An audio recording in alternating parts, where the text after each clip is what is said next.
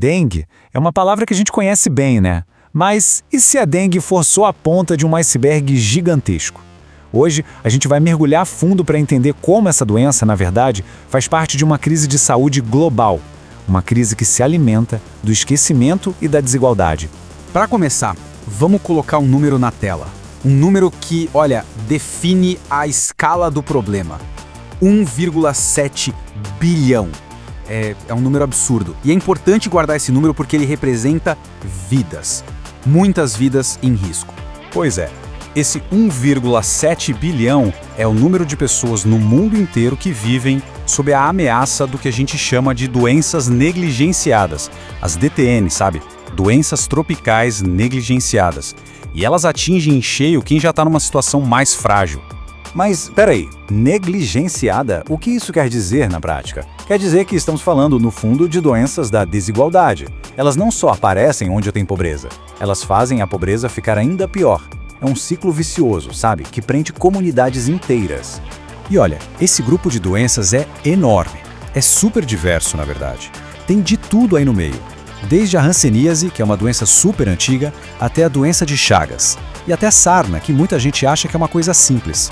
E bem no meio desse grupo todo tá ela, a dengue, que hoje é uma das mais explosivas e, claro, uma das que mais preocupa. E aqui tá o pulo do gato. Especialistas como Marcos Espinal, da OPAS, já falaram, a solução não é só um remédio, não é só um tratamento. Para combater essas doenças, a gente tem que ir na raiz do problema. É lutar contra a falta de saneamento, a falta de casa decente, a falta de água limpa. Ok, então a gente entendeu o cenário global, né? Agora vamos trazer a lupa para bem perto. Vamos focar um dos epicentros dessa crise. Um país que, nossa, luta há décadas contra a dengue. O Brasil. E para a gente ter uma ideia do tamanho do problema aqui no Brasil, vamos para mais um número. 18 milhões. É isso mesmo, 18 milhões. Esse número é a quantidade de casos de dengue que o Brasil registrou só neste século, de 2000 para cá. É o resultado direto do jeito que nossas cidades cresceram, sabe? Uma urbanização muito rápida, sem saneamento básico acompanhando. Basicamente, a gente criou o paraíso para o Aedes aegypti. E o pior é que isso não é de agora. Dá uma olhada nessa linha do tempo. A coisa foi piorando, teve um pico grande lá em 2002, depois outro em 2008. Aí, a partir de 2015, o negócio desandou de vez, a transmissão ficou super alta. Foi como se estivesse armando uma bomba relógio que explodiu agora, em 2024. E se alguém ainda tinha alguma dúvida de que a situação é urgente, bom, esse gráfico acaba com a dúvida. Olha só a comparação do começo de 2023 com o começo de 2024. É assustador. O número não só aumentou, ele explodiu. Saiu de menos de 500 mil para quase 3 milhões de casos. Foi um verdadeiro tsunami que caiu em cima do sistema de saúde. Então, o ponto central aqui é o seguinte. A dengue no Brasil não é só um vírus, é um sintoma. Um sintoma de problemas sociais muito mais fundos. É a desigualdade, é a dificuldade de conseguir atendimento médico. Tudo isso vira combustível para essa epidemia. Mas, no meio desse caos todo, a ciência apareceu com uma luz no fim do túnel. Uma esperança. Algo que pode, de verdade, virar o jogo. Essa esperança tem nome: Qdenga. É uma vacina nova desenvolvida pela farmacêutica Takeda e o grande lance dela é que ela protege contra os 4 tipos do vírus da dengue. Isso, cientificamente falando, foi um desafio que levou décadas para ser resolvido. E os resultados dela nos testes, olha, são muito bons. E o primeiro número que a gente precisa prestar atenção é esse aqui, 84%. O que significa isso? Significa que a vacina reduziu em 84% as hospitalizações por dengue. Ou seja, ela é muito boa em impedir que as pessoas tenham os casos mais graves, aqueles que lotam os hospitais e infelizmente podem levar à morte. E não para por aí não. A proteção vai além. A vacina também se mostrou muito eficaz em outra frente, que é a eficácia geral contra a doença com sintomas. Quer dizer, além de evitar os casos graves, ela também diminui bastante o número total de pessoas que ficam doentes, mesmo que de forma mais leve.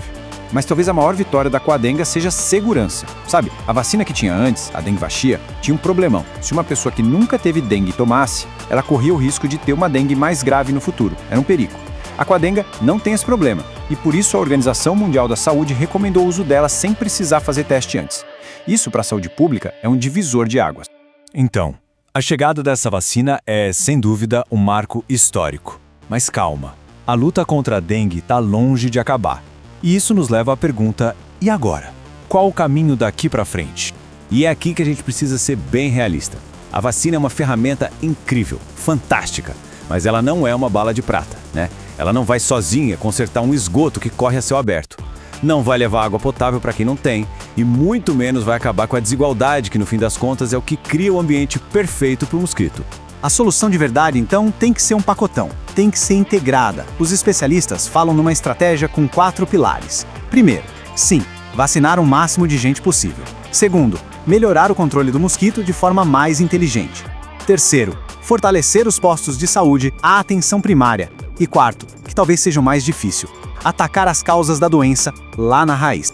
Na prática, o que isso significa? Significa investir dinheiro em saneamento, em água potável para todo mundo. Significa trazer a comunidade para junto na luta contra o mosquito. E, acima de tudo, significa ter um compromisso sério e contínuo com a saúde pública. A prevenção de verdade vai muito, mas muito além de uma picadinha no braço.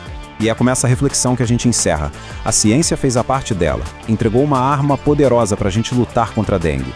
A grande pergunta que fica no ar é: será que nós, como sociedade, estamos prontos para fazer o resto do trabalho? Para de fato derrotar uma doença que, na essência, é só um espelho das nossas desigualdades? Todo dia é uma nova jornada.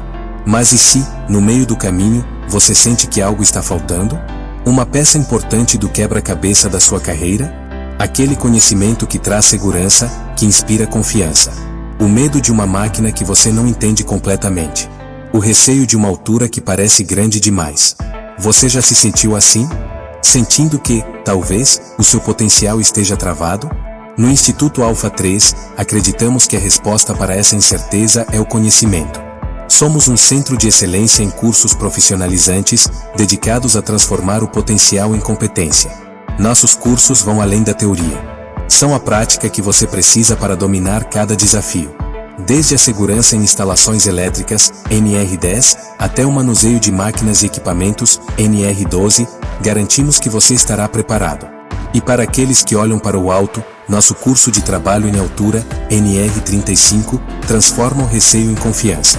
Nossas capacitações em inflamáveis, NR20, espaços confinados, NR33, e brigada de incêndio são a base para um ambiente de trabalho mais seguro para todos. Não se trata apenas de seguir regras, mas de salvar vidas. Depois de passar pelo Instituto Alpha 3, eles já não são os mesmos. A incerteza se foi, dando lugar à segurança. O medo se transformou em confiança. Eles não apenas cumprem suas funções, eles as dominam. Essa é a nossa promessa, não apenas um certificado, mas a certeza de que você está preparado para qualquer situação. Desde o controle de acesso em um prédio, até o uso de um DEA em uma emergência.